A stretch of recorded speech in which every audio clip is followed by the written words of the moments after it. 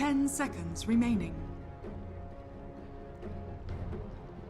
5 seconds remaining.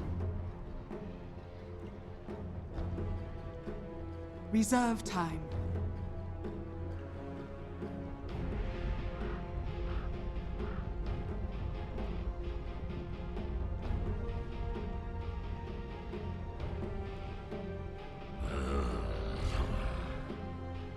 Dire team ban. Radiant team ban.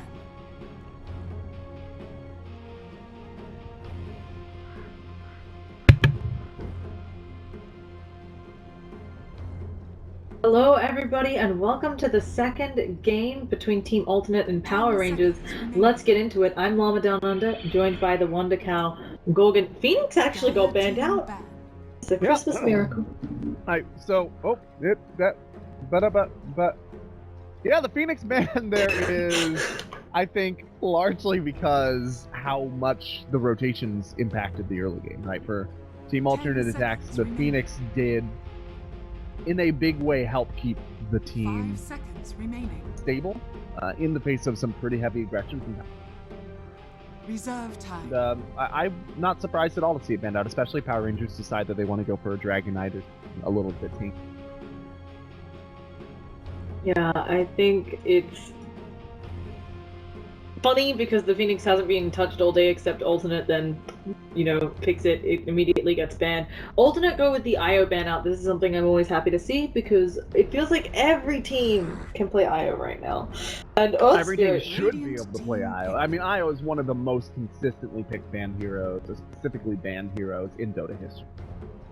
If you are a aspiring professional team that can play IO, it's like being an aspiring pianist with 9 fingers.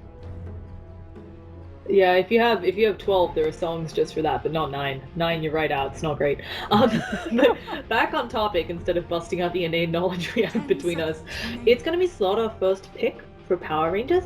I like this a lot because it can be the offlane Slaughter, it can be that carry Slaughter or position 1, not played exactly like a carry, but Team Alternate just pick up the Faceless Void to go with it, and finally he's getting some love again. Yeah, Void is an interesting pick into the StarLadder here because he is going to be able to do a decent amount of kiting around, and StarLadder is one of those higher health strength heroes. He's got pretty good strength gain because it is his primary attribute, which makes sense already for the Phoenix to have been banned. I wouldn't be at all surprised to see the Power Rangers pick up Lifestealer again, not only because it worked very well for them, but also because it pairs into the Faceless Void pretty decently, and it, most importantly, would pair very well into Power Rangers. I do wonder if this is just an attempt to make sure their offlane goes a little bit better, since obviously the Bat Rider did get those early deaths, right? And Faceless Void has a better time, but we've got Supreme's Invoker. For those of you who are new to Team Alternate, Invoker is one of their cores. They love picking it up. Supreme plays a bunch of this, but they haven't been having success with it recently. So, yeah, they haven't won any games on this sub-patch. 10 seconds. Of course, they haven't been seeing very much success at all recently. Like, they haven't won any games with the vast majority of heroes they've played this sub-patch, so, take it with a grain of salt. It might be the upper crust of their losing hero. With the Invoker out, though, Lion is going to be the pick for Power Rangers. Lion gives you a lot of that control, AoE potential. He is able to sit around the outside of a Chronosphere and be kind of a pain to a Faceless Void. He can move in on the Invoker and rotate fairly early, as opposed to a lot of traditional supports, traditional tri-lane supports. Lion does do a pretty decent job of rotating in the mid lane, which is one of the many reasons that we have not seen him fall off as the metagame has continued to push toward this roaming support. I also think it's really interesting because Lion has been so prized today. It was first pick every series with Virtus Pro as well. 5 games in a row, it was Virtus Pro's first pickup, including 3 of those were against Power Rangers, of course. So yeah, I mean, I think Lion has... I was pretty surprised when Lion didn't get nerfed, to be honest. This patch, he's the only hero that got a nerf ban or didn't get a nerf ban that I was surprised, nerf buff, that I was surprised by. He was already pretty successful in 686, and now he's only increasingly successful since, as he was starting to get his momentum, and then the metagame changes. Every team needs a safety blanket. That safety blanket is going to be a hero who is already strong, that didn't get changed, that you know is going to be viable, because the metagame isn't going to change that drastically immediately out of the gate with patch. It just so happens that he also pairs very well into a lot of the strategies that are starting to emerge this patch, and pros are seeing him played by some of the most successful in the world, including like Chuan on Newbie, right? So, of course, line is going to continue to be very successful. People are imitating success. Yeah, no. I think the other nice thing about it, as you said, it's just on a new patch. It's something that's familiar, albeit the bar for Lions has gotten higher, right? We do kind of... Earth spiking one person is like no longer good enough, but at the same time, everybody's had so much more practice on it, it's not unreasonable to see 3 heroes in an Earth spike be the norm. So. Well, also, the current metagame is much less spread out than it had been in the past, right? You do have a lot of these AoE abilities. There's a lot of AoE control coming out with the Phoenix, with the Void. Invoker is usually Quas Wex now, although we are seeing a resurgence of the Invoker. You're seeing a lot more Darkseer and just generally heroes that encourage your team to get your opponents to group. So maybe fewer of these airy skirmishes in which an Earth Spike might only hit one person because people are so spread out. Yeah, so for Team Alternate, they're going to try to use the Bounty Hunter to their advantage here, to see if it can make an impact. I worry I feel like Bounty Hunter does have some trouble if it doesn't, you know, we talked about it, but obviously with the tomes it gets better, but you need to make some stuff happen. You need to make a lot of stuff happen. Well, I guess make stuff happen is wrong. You need to be around a lot of stuff while it happens, I guess is really the best. Like, you do want to use Bounty Hunter to provide as much vision as possible, and Bounty Hunter with Invoker is actually a very strong pairing if it's an Exhort Invoker, and this implies to me that it will be an Exhort Invoker, because Bounty Hunter is able to go out with an Orb of Venom and an early Windlace, do strong harassment at level 2, and Invoker will be able to Sunstrike to secure kills that a Bounty Hunter otherwise wouldn't be able to get solo. Bounty Hunter gets all of the AoE potential out of those kills, but Invoker is still contributing without leaving his lane, also benefiting him as well. So there is a semi-global sort of aspect to that pairing that makes them particularly strong. Puck is going to be the pick here for Power Rangers. I think that's an interesting pick into the Invoker, presumably mid.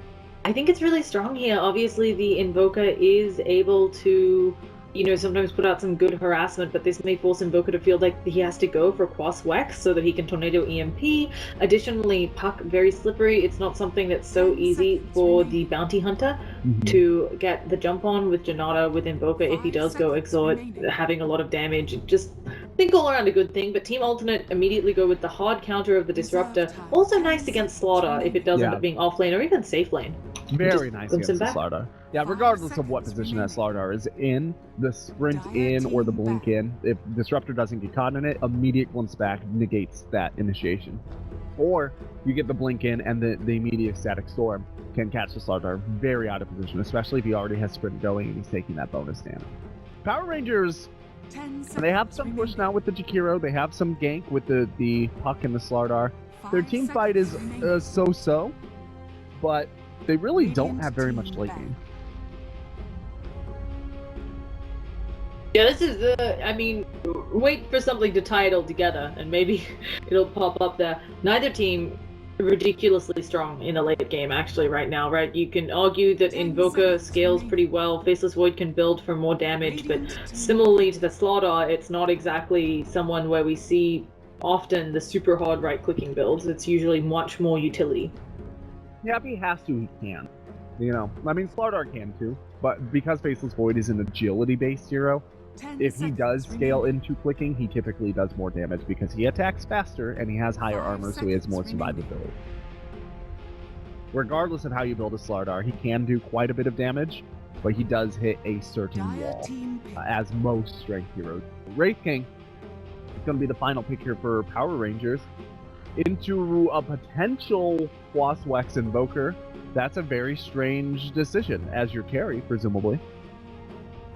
I still think it's going to be an Exhort Invoker, but that's going to be a lot. Yeah, there's a 5 lot of seconds temptation to go into the remaining. Quaswax here, because you pair up with both the Faceless Void and the Disruptor for your AoE, you steal mana from the Reserve Wraith time. King, you control the puck and lane pretty well, and you do not have to worry about any harass out of the puck.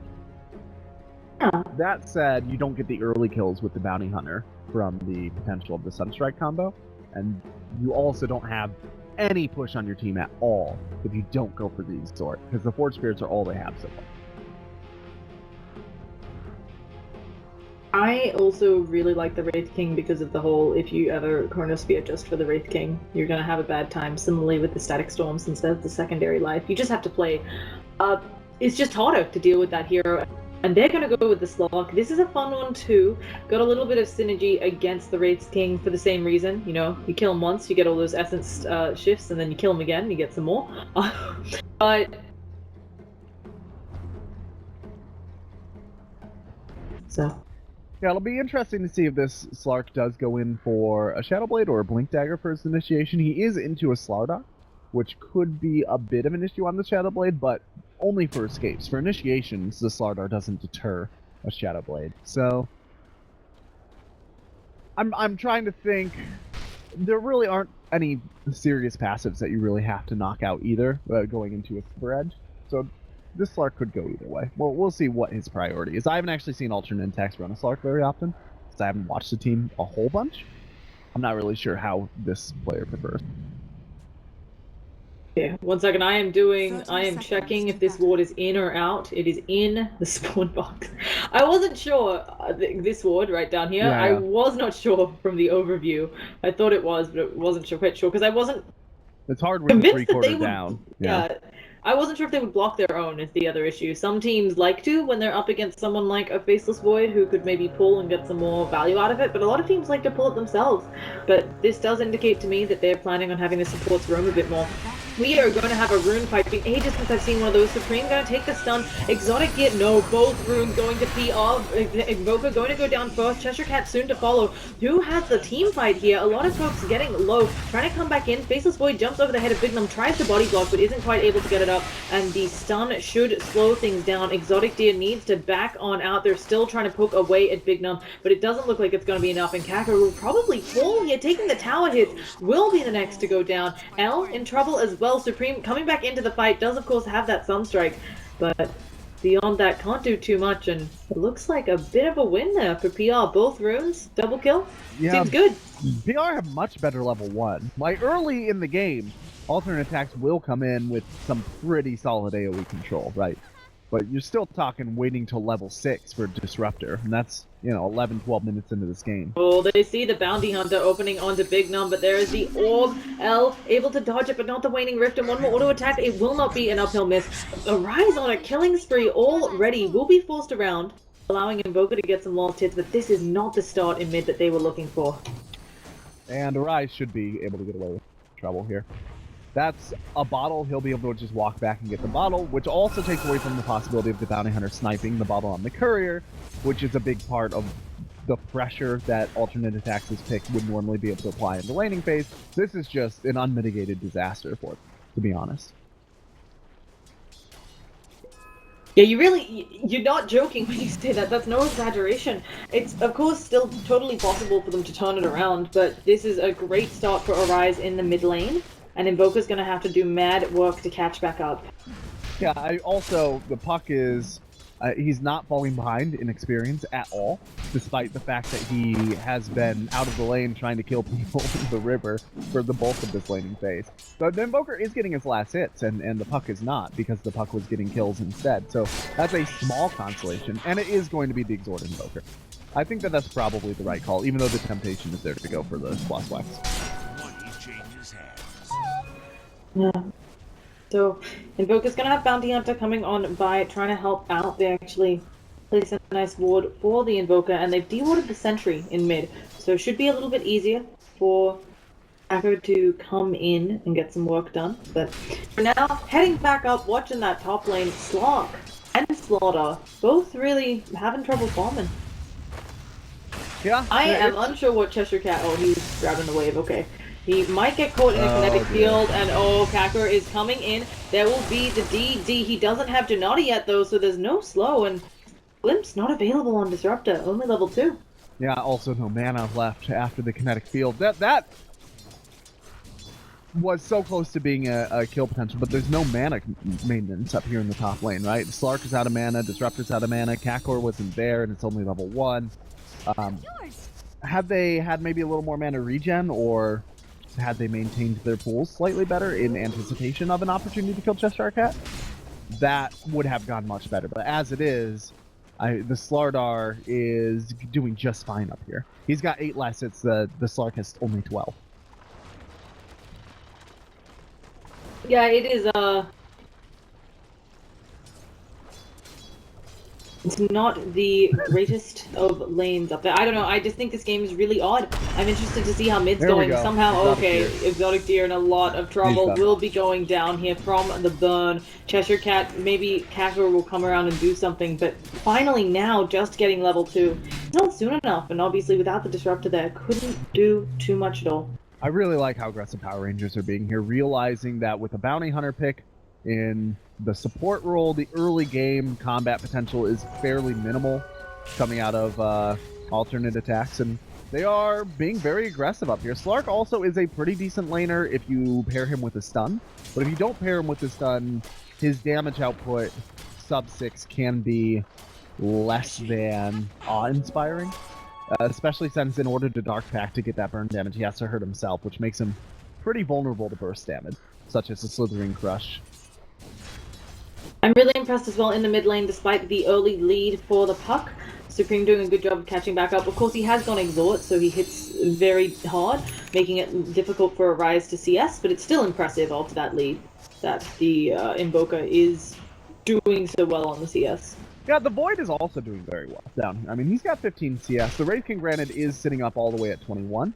And the Void is not contesting, I would say, as heavily as the StarLadder is, but he's all alone. This is a one-on-one matchup. I think Power Rangers just accept that they will give the Void a little more farm in this game.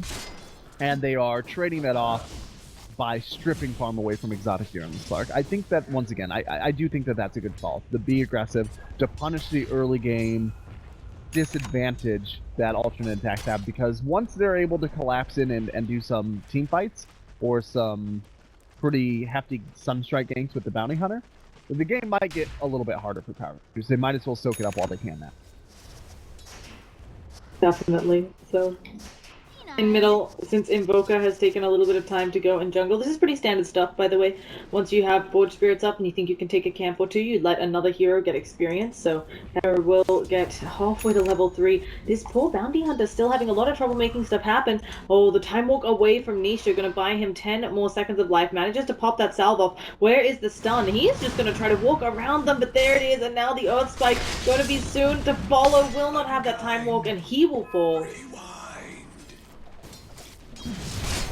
No more action to follow, maybe? The pounce is there with the Disjoint, Dark Pact for the stun? Yeah, he will manage to get away. Cheshire Cat actually taking a lot of damage from the tower. Thank you, Dog Pact. I'm really surprised Cheshire Cat actually bothered to Slithering Crush there, after already seeing the Dark Pact animation begin. That seems like you just let it go and save your mana. Though his mana control has actually been absolutely stellar. He's got all the Kakor crushes in the world. will realize he's being seen, but not soon enough. Anisha coming down. Even the Disruptor being here, not going to do too much. So I want to go back to a point that you made, which I think is a very enlightening point, that the Invoker rotates away from the lane in order to the jungle with a Forge Spirit and get a little extra experience there and let somebody else kind of sit in the mid. A big part of why that doesn't hurt the Invoker anymore also is the change to creep experience. Yes. Range creeps make it all the way up to the tower almost every time, right? Because they don't take a lot of aggro from the wave as it's being pushed. So, and they are a third of the overall experience in the wave. You're actually giving up much less relative to what you used to if you miss a couple of melee creeps and instead going...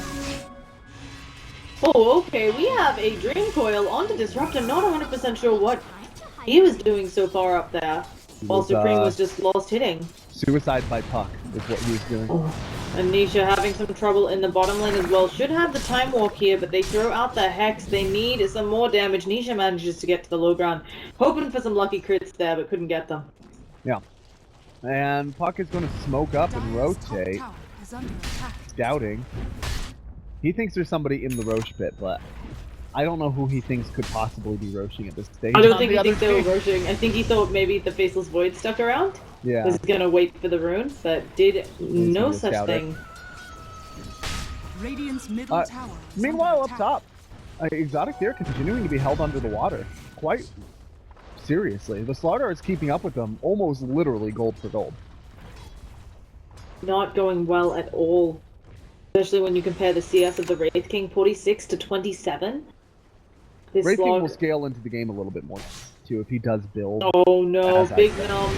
You did not want to trap yourself in there. They actually glimpse him out, not going to walk outside of the kinetic field, but this is a 4-man rotation. Chronosphere into Cheshire Cat as well. Sunstrike should help bring them down. Cheshire Cat, does he have the Slithering Crush? They are all separating so they don't get hit by it, but the Dark Pact won't be enough.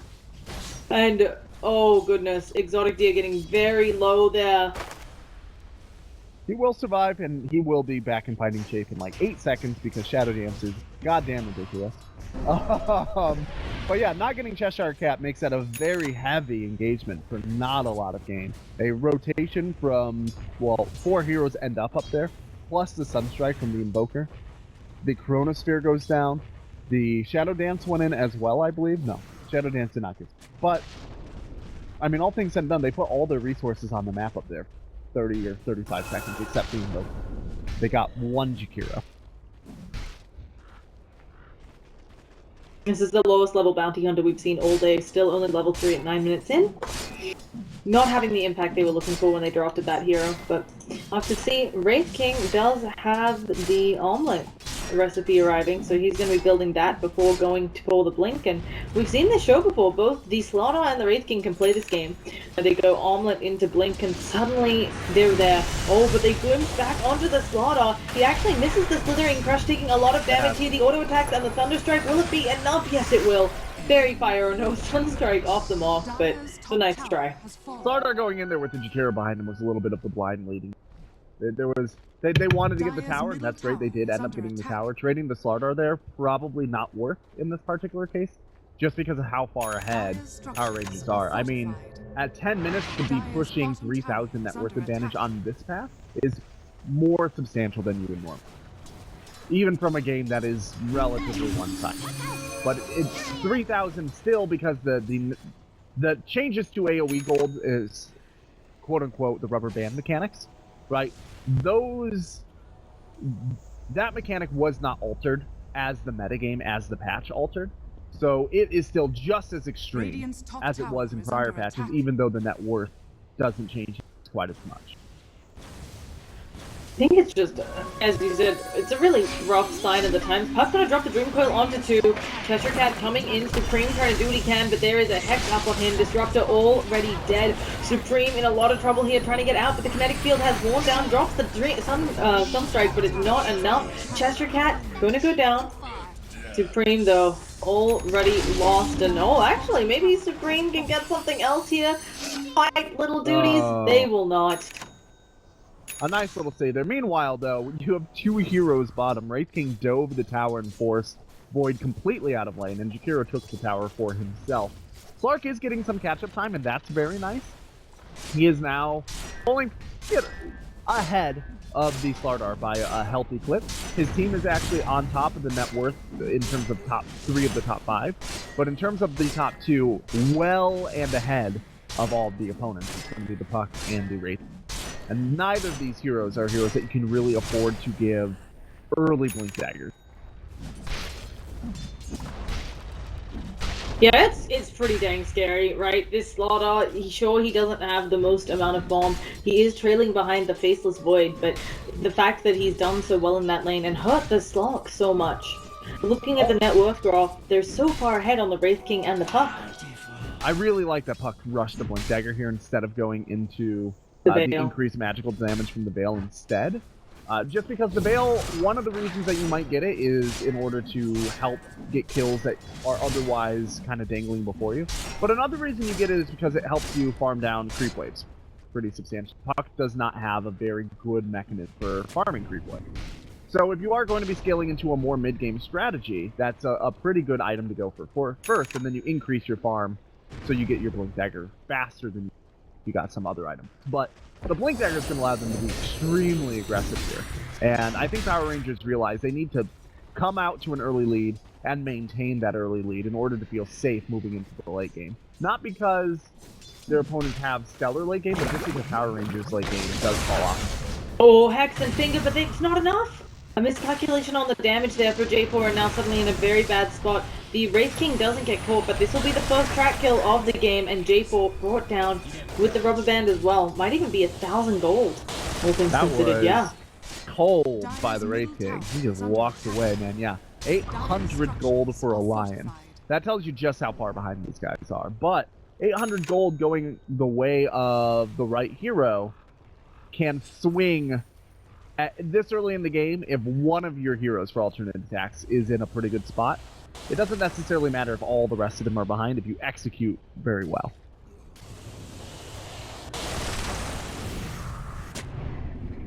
So, it is... Oh, you were going to say... I was just going to say, as we look at the mid-game, probably Power Rangers are going to need to start being a little more aggressive on the towers with this Shakiro. But as I said that, Shakiro moved in the mid, dropped down Macro Fire, and seems to be ready to throw some Liquid Fire on this mid tower. It does feel like their game plan... I do think the Wraith King can scale quite well, but obviously you don't want to just let the Slog do his own thing. Interestingly, he's saved up quite a bit of gold. Don't know if he's building into the Shadow Blade. I don't think it's good to go back to the Midas, but he might disagree. There is going to be a track out there, a nice Ice Pulse land. They're still working on J4 as well. Kagra will go down. They haven't even killed the one tracked up hero, and it's a disaster for Alternate. They have lost all of them. They try to get something done on the Slog, but it won't be enough, and now he's going to be caught out of his Shadow Dance maybe. By goddamn, can't quite reach for that stun. So I think he'll be getting away, but there is a blink up in 3 seconds. Puck is coming in as well, and they guessed the wrong direction, so Exotic Deer gets out. But what happened there? Oh my god, I can't believe that Invoker did not just Sunstrike the Jakiro. It's been off cooldown for a good long while, and Jakiro was tracked. He waited until the Jakiro lost track to guess. That seemed like a misplay, but yeah, alternate attacks just are not ready to fight yet, is what it comes down to. A track kill is going to help get them there, but unfortunately none of the allies that needed to be there for the track gold were, and then they traded off the bounty hunter, so almost Pyrrhic victory. They do at least get something, of course. Unfortunately, the Puck getting a follow-up isn't great, but again, you can see they're doing well on the gold because of how far behind they are for Alternate. All of these little kills do add up. Invoker, for Alternate, do you think it's good enough? They seem to be trying, you know, they just tried to get a bit aggressive, but could it be good enough just for them to sit back and farm a little? If they get some vision up, yes, but if they continue to have pretty negligible vision in their own jungle, in their own lanes, then there's really no good avenue for them reach that farming potential. Oh, Elgin, look at these crits! I've got them out of those fights. Oh, there's 3 blinks up on Power Rangers. And meanwhile, the only noticeable item, or notable item, is a Hand of Midas on the Invoker, and that doesn't even really add to combat, right? So for alternate attacks, they are way behind in their combat potential. Dire's middle tower is under attack. Slog will blink into the trees, be very sad about it, and that might be one of the best things that's happened for poor Alternate so far. It is going to be Shadow Blade that Exotic Deer is working on. Obviously, has some downsides with the amp damage giving vision, but you also have Dog Pact. Meanwhile, Nisha is going to get caught out here, manages to time walk up to the high ground, but Puck, doesn't actually quite reach to follow Finger. Gonna find him. That was a nice attempt at the escape, but it wasn't quite there. Oh, and goddamn is looking for more. Once that Disruptor can't quite reach with that Wraith Fire Blast, and yeah.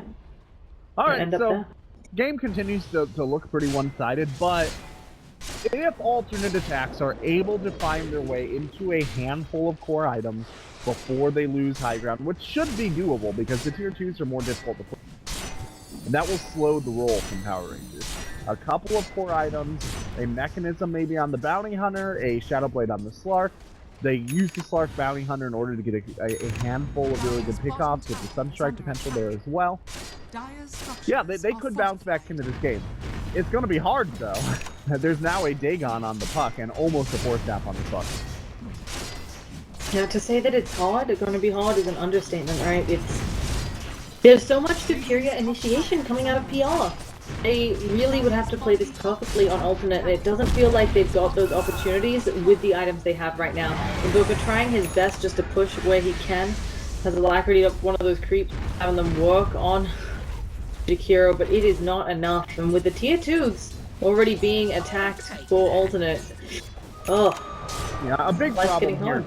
too is that Power Rangers don't even really have to try when they go and they kill opponents. Their opponents, more often than not, are walking into death. Like track kill in the top hill, top lane. They will manage to get something there, and that's a big kill on the Jakiro. Very wealthy hero. Bounty Hunter going to just manage to hide away. Will the slot get out is the real question, and it looks like he will. Another 1k gold swing. That's sweet. I thought that was going to be a death for the Bounty Hunter for sure, but it wasn't. So good on them.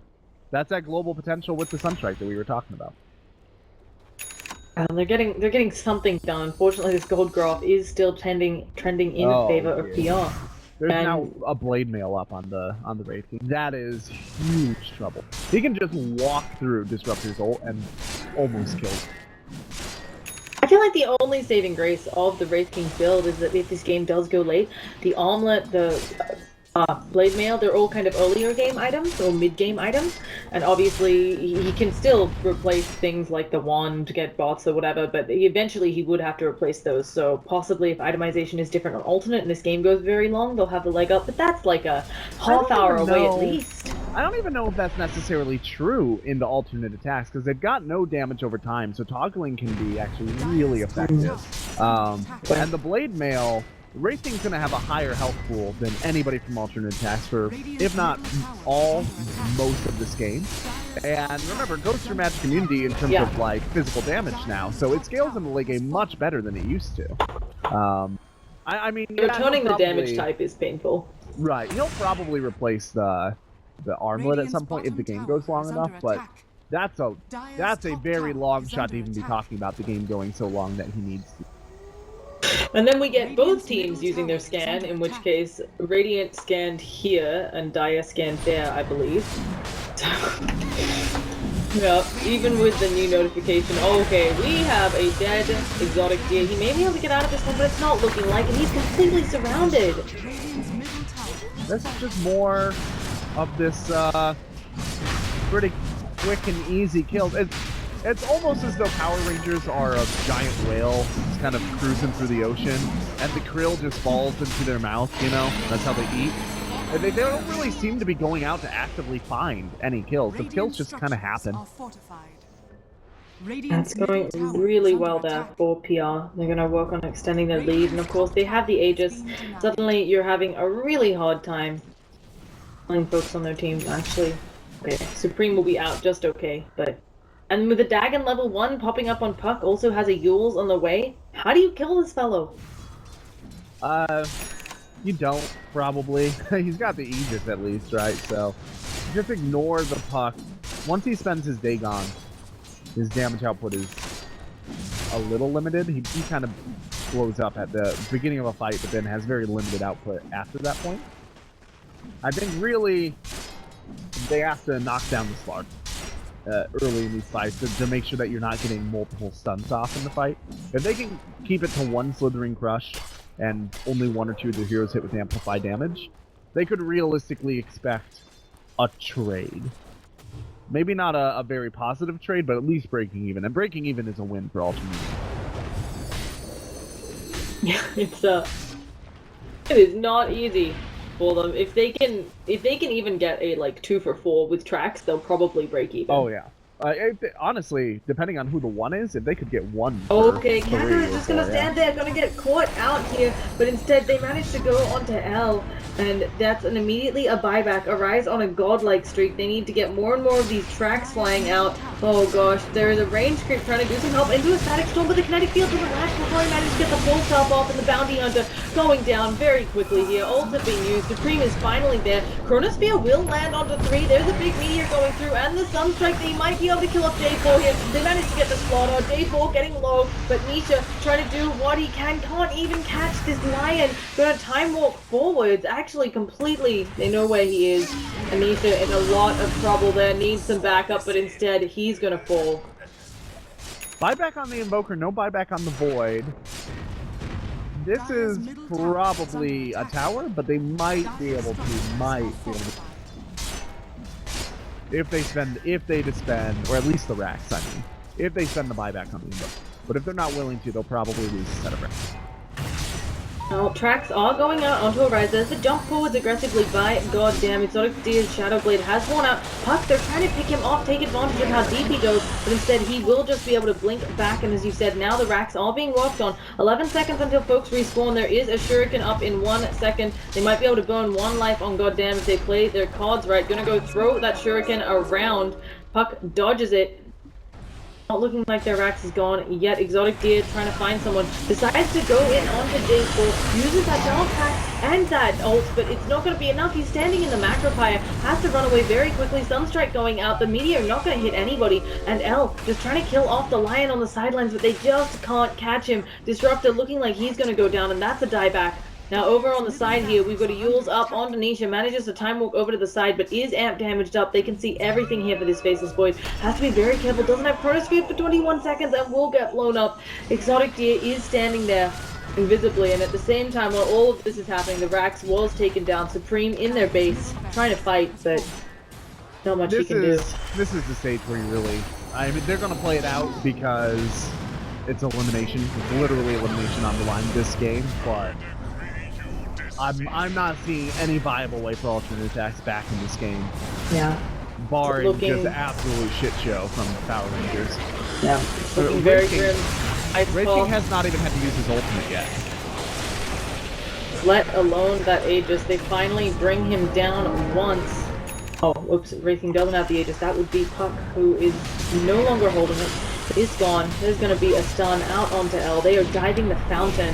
There's a Chronosphere. Chronosphere 1 into the fountain? That's going to be a lot of damage or gold coming their way. They need to get these track kills up. God damn, not taking any damage there, it looks like. Doxia or Slog will buy back. There goes my brain. God damn, getting glimpsed back into an unfavorable position. Could be the second life they bring down. They have only lost 1 lane of Rax if they can kill him, and they do. And we'll see where the gold swing is, but still, that was so many buybacks on alternate. That's actually way better than I think alternate could have possibly expected. Yeah, they spent the select buyback, but they got a 1,500 net worth swing in their favor. That's just positive swing, not including what they took away from Power Rangers. And Power Rangers only took one side there. They didn't take any tier 4s. They didn't take another tier 3 because they were trying to force the GG out through morale rather than through objectives, which is always... It's very rarely successful trying to force your opponents to just morale tap out. But that said, Power Rangers are still 14,000 net worth in the lead at 25 minutes. In terms of experience, they're almost 10,000, so they're a solid 5 or 6 levels ahead of their opponents. Yeah, it's an uphill battle, to say the least. I am almost has unsure. Silver Edge. So, I mean, he almost has his next scaled of item. And sitting on that ultimate orb will make him a little more survivable. The Void hasn't gotten anything for a while, though. It'll definitely make him tankier, but and it does reduce 50% of damage output. That includes all forms of damage output. It's just so difficult. The Puck will go forwards, initiating onto L. They're trying to catch the Puck out. And they actually glimpsed backwards. Yules doesn't care about that. Into a Static Storm, doing good work. If they can kill up a Rise here, that's going to be a huge streak in favor of them. They caught the Lion as well. And that was a 2,500 gold swing. Power Rangers can't be doing this. They can't be giving this sort of space up to be 100%. And now they're going to probably wait for the next Roche and play it safe, but they have this game in hand. And granted, they're still very likely to win this game, but we've all seen games where the team got really cocky, dove the fountain, got a couple pickoffs into a bounty hunter or some other catch-up mechanic, and then they just lose for no reason other than their own hubris. And that's a realistic possibility this game. If alternate attacks do go into the late game with a Slark who steals stats from his strength carry, and with an Invoker who has the potential to just combo his way to victory, if the game goes long enough. Yeah, it's getting spooky up in here, is all I'm saying. No, it's just a case of, I think that obviously if PR just rally a little bit, decide to take the next team fight all together, it does not feel like still that Alternate have a great way of stopping them. So as long as they play cleanly and don't make any more mistakes, although Supreme getting, oh, okay, who did we just glimpse? Nothing people. I was not hyped at all. Nothing. It looked like they wanted to go on that race game, but they ended up not being able to coagulate around the wound. Yeah, if we are looking at how alternate attacks get back in this, it is really just Power Rangers continue to not be grouped up, and they continue to overstay their welcome. If they get picked off a handful more times, and they do one big base push where they dive the tower and just get railroaded, that is suddenly an even game. It only takes maybe 3 track pickoffs and 1 lost team fight for the effective lead that alternate attacks are playing into to be down to like 4,000 or 2. Oh, coming up. We're just waiting for the push from PR. I really think they have all the tools that they need. They do. I mean, there needs to be a mistake made from them for Alternate to get back into this. They've got some new items coming out, but the real problem of the story, right, is their lack of buybacks, although one just came up on the Disruptor. But everybody else is, they're 2.5 minutes away. And Slog, of course, is in the jungle doing Slog things.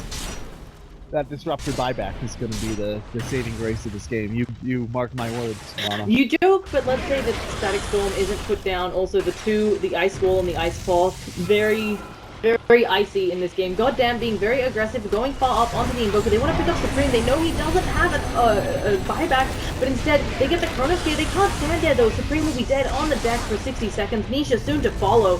He will be able to buy back there. Exotic Deer stunned up, caught in the middle of them, trying to run it off, has to leap away into their own fountain, and this time it doesn't look like they'll make the same mistake. They're gonna walk backwards. They're gonna walk in on this tower instead of going deep into the base. I say that as Cheshire Cat goes over onto Nisha, but Exotic Deer caught out a little bit, stunned again. The Macro Fire is still down. He needs to be more careful. Disruptor Fall does have the buyback, but it looks like the GGs will be called, and it will be PR who continue. They will be playing up against the Team Spirit. There we go. Yep. This is what happens when you cross the 9 hours, guys. But they will be playing up against Team Spirit. So. Yeah, they're going to be going into Team Spirit, and I believe that's also an elimination match, and the winner will move on for StarLadder I-League Phase 2, which is just a double elimination bracket into teams such as, what, like Empire there and Vega Squadron somewhere. Adphenum, Empire, and No Diggity. Yeah. So,